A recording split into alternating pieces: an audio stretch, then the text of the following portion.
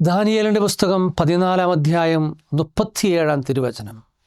ഹബക്കുക്ക് വിളിച്ചു പറഞ്ഞു, Daniel, Daniel, ദൈവം അയച്ചു തന്നിരിക്കുന്ന ഭക്ഷണം കഴിച്ചാലും.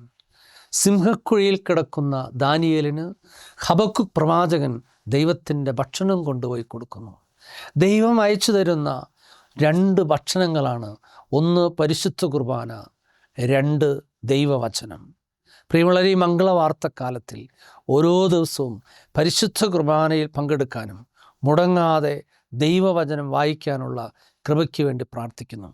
വിശുദ്ധനായ പാദ്രി പിയോ പറഞ്ഞതുപോലെ, ഈ പ്രപഞ്ചത്തിൽ സൂര്യനുദിക്കാത്ത ഒരു ദിവസത്തെക്കുറിച്ച് എനിക്ക് ചിന്തിക്കാൻ കഴിയും.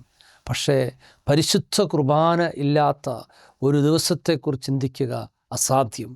ഈ 25 ദിവസം മുടങ്ങാതെ പരിശുദ്ധ കുർബാനയിൽ പങ്കെടുക്കാനും ദൈവവചനം ധ്യാനപൂർവ്വം വായിക്കാനുള്ള കൃപയ്ക്ക് വേണ്ടി നമുക്ക് പ്രാർത്ഥിക്കാം.